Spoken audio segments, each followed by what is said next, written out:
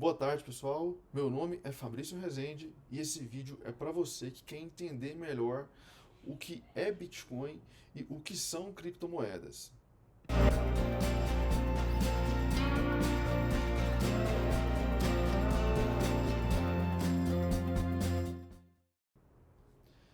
Bom, o que é Bitcoin? Bitcoin é uma moeda digital descentralizada que não é controlada por nenhum banco e por nenhuma empresa. Entende-se por digital porque ela não existe nada dessa moeda no mundo físico, somente no mundo digital. E como os pagamentos são realizados? O Bitcoin ele é armazenado dentro de um software chamado blockchain. O blockchain nada mais é do que um banco de dados. A diferença da blockchain para um banco de dados tradicional que nós utilizamos no mercado bancário é que ele tem alguns mecanismos mais sofisticados de controle de segurança e esse banco de dados é descentralizado, ou seja, ele é espalhado entre vários servidores na internet. Bom, para executar os pagamentos, eu disse que a moeda ela fica armazenada dentro da blockchain. Para a gente ter acesso a essa blockchain e efetuar as transações, nós utilizamos um software chamado carteira digital. Então, através da carteira digital, nós logamos na carteira e podemos executar as transações, informar o endereço de destino, capturar o nosso endereço para informar para outra pessoa. Desse modo, as transações são realizadas. Se a gente fizer uma analogia, o blockchain é como se fosse o banco de dados de um banco tradicional. A carteira digital é como se fosse o aplicativo do banco que nós utilizamos para executar as transações. Eu vou mostrar aqui um exemplo de uma carteira digital utilizada no Bitcoin. Bom, esse é um exemplo de uma carteira digital. Essa carteira ela se chama Exodus. E nessa carteira, percebam que lá existe o saldo em Bitcoin, que no caso dessa carteira é zero. E é possível ter um botão de send, que é para enviar, e o botão de receive, que é basicamente ele vai mostrar o nosso endereço ou um QR Code para você compartilhar com uma outra pessoa. Aqui é um exemplo de uma transação sendo concretizada, então colocamos lá o valor em BTC 0,05, a equivalência dele em dólar, e a partir daí é só executar a transação. Então, esse é um exemplo de uma carteira digital, é um processo bem simples. Bom, no mercado bancário, o banco de dados é centralizado, então o banco é responsável por tudo. Ele é responsável por armazenar a quantia em dinheiro que você tem na sua conta, ele é responsável pelo extrato, ele é responsável pela segurança da rede, por tudo. Só que no mercado de Bitcoin, a rede é responsável por essa segurança. O próprio protocolo do Bitcoin ele se encarrega de fazer a segurança através dos nós validadores espalhados nas redes. E ele garante que as transações elas estarão corretas. Bom, Fabrício, você disse que o Bitcoin ele não é controlado por nenhuma empresa e por nenhum banco. Então, como é feito a criação do Bitcoin? Bom, o Bitcoin ele é criado através de um processo chamado é, mineração. Esse processo de mineração, os mineradores precisam resolver um problema matemático. Esse problema matemático ele é chamado de Proof of Work. Precisa resolver esse problema matemático para que as moedas sejam criadas. A partir do momento que ele resolve esse problema, ele tem, ele tem o direito de incluir um Bitcoin na rede e ele é remunerado por isso. Esse minerador ele é remunerado por isso. Vocês perguntam, por que precisa desse processo de proof of work, de mineração para poder criar a moeda? Não seria mais simples somente incluir uma moeda adicional? Bom, seria mais simples. Só que esse processo é justamente o que garante uma limitação da quantidade de moedas e uma previsibilidade. Então, com esse processo de mineração, só poderão ser criadas 21 milhões de bitcoins, e esse processo todo, até completar a quantidade de bitcoins ao todo, vai ser concluído até o ano de 2045. Essa limitação é um dos motivos que fazem com que o Bitcoin tenha um valor tão elevado. Porque você tem a segurança que não vão ser criadas moedas adicionais. Porque, ao contrário do que ocorre com moedas fiduciárias, como é o caso do euro, real, dólar, em que os bancos centrais eles têm autonomia de emitir moeda, essa autonomia que eles têm, né, apesar de, não quero aqui julgar o que os bancos centrais fazem, mas dependendo da quantidade de moeda que é emitida e do cuidado que eles têm, isso pode trazer sérios problemas ao mercado financeiro. Porque quando você aumenta a quantidade de um produto no mercado, qualquer produto que você aumenta a quantidade, esse produto fica mais barato, né? Então, é aí que vem os problemas inflacionários. E um grande exemplo disso, dessa impressão desenfreada de dinheiro e das consequências que isso traz na economia, é o que aconteceu no mercado americano, que em decorrência da Covid, para poder acudir empresas e bancos e fornecer os auxílios, o governo acabou imprimindo muito dinheiro. Foram impressos mais de 13 trilhões de dólares. E esse processo de impressão, a gente acaba falando impressão, mas na verdade hoje não precisam nem imprimir.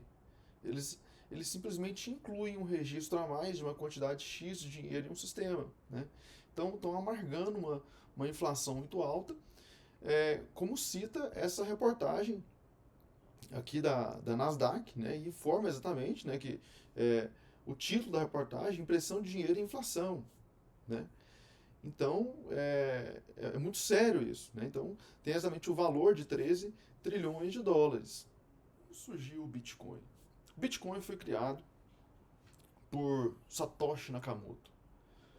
E ninguém sabe ao certo quem é Satoshi Nakamoto. Ele enviou uma mensagem em uma lista de discussão chamada Cryptography Mailing List, no dia 31 de outubro de 2008, intitulado Bitcoin P2P Cash Paper.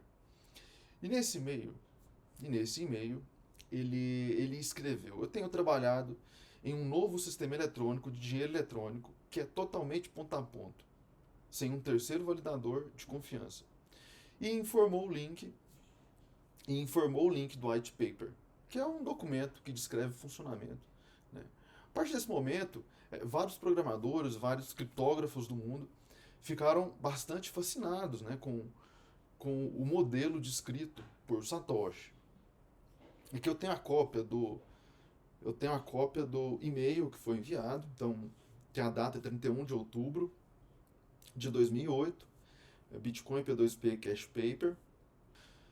Acontece que em 2008 o mundo estava passando por uma grande crise. Naquele ano, o Lehman Brothers quebrou, assim como diversas empresas. E entende-se que muito daqueles problemas foi por conta do excesso de liquidez do mercado, por conta do grande auxílio que o governo sempre fornece para socorrer alguns bancos ou algumas empresas que são mais próximas do governo. Enfim, foi justamente nessa época que ele criou o Bitcoin. No dia 3 de janeiro de 2009, o jornal britânico The Times publicou na capa a seguinte notícia: Chancellor on brink of second bailout for banks. O chanceler está à beira de liberar o segundo estímulo para os bancos. Coincidentemente, no mesmo dia, ocorreu a extração do primeiro bloco de Bitcoin, chamado Bloco Gênesis. E tinha uma mensagem secreta dentro dessa mensagem. E a mensagem era justamente o título da manchete do jornal britânico. E eu tenho aqui a cópia dessa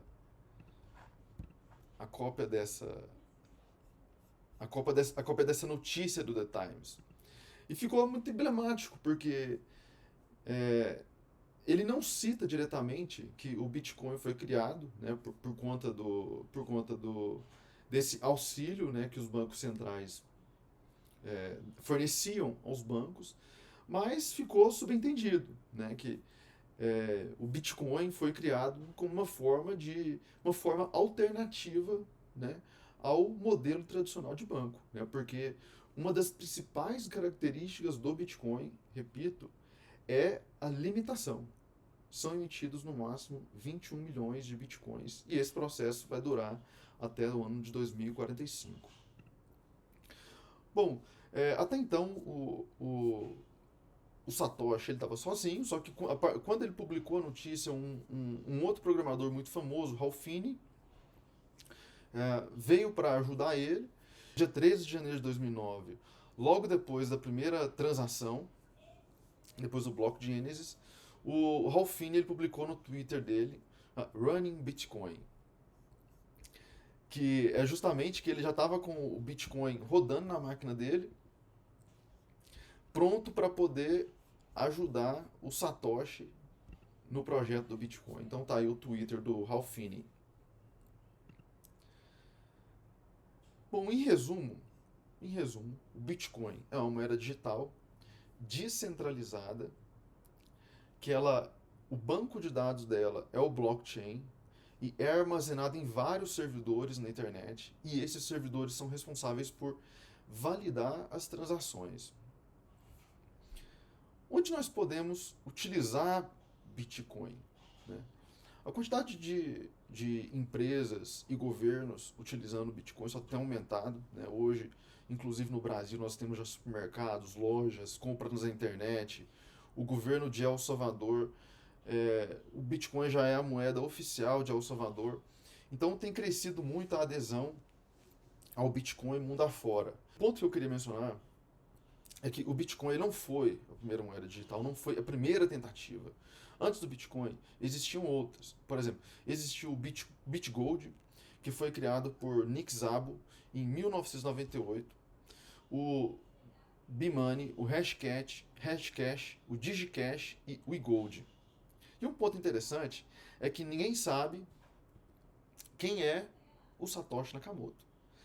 Mas algumas pessoas têm algumas suspeitas de algumas pessoas, né? Suspeitam de algumas figuras famosas no mundo da ciência da computação. E o Elon Musk acredita que é, inclusive, o fundador do BitGold, que é o Nick Szabo, que é o próprio Satoshi Nakamoto. E tem aqui uma reportagem que ele fez, que ele forneceu a um jornal, e ele falou, obviamente eu não sei quem criou o Bitcoin, parece ser o Nick Szabo.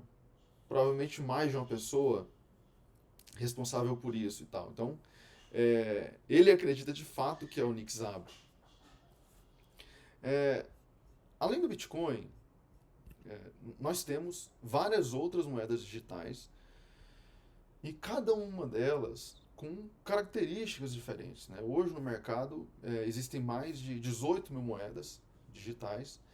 Elas utilizam a infraestrutura blockchain, porque o blockchain ele é um software de código aberto. Então qualquer pessoa que quiser criar uma moeda, que tiver esse desejo de criar uma moeda, pode baixar o software e começar a rodar ele e criar sua própria moeda. Então existem mais de 18 mil. Agora, cada uma com a sua característica, cada uma com o seu fundamento. Bom, e aqui tem um exemplo de algumas criptomoedas. Então Ethereum, Solana, Polkadot, aí tem Chainlink, tem inúmeras moedas, né? Tem mais de 18 mil. E, como eu disse, cada uma com o seu fundamento, cada uma com o seu caso de uso. A questão é que, se forem investir no mercado de cripto, estudem a criptomoeda, estudem os fundamentos, estudem os casos de uso, não façam nada às pressas, porque é um mercado muito volátil e muito arriscado. É isso que eu queria passar para vocês. Espero que tenham gostado do vídeo. Se gostarem, deixa um like, siga o nosso canal e acompanha que nós iremos produzir outros conteúdos no futuro. Muito obrigado.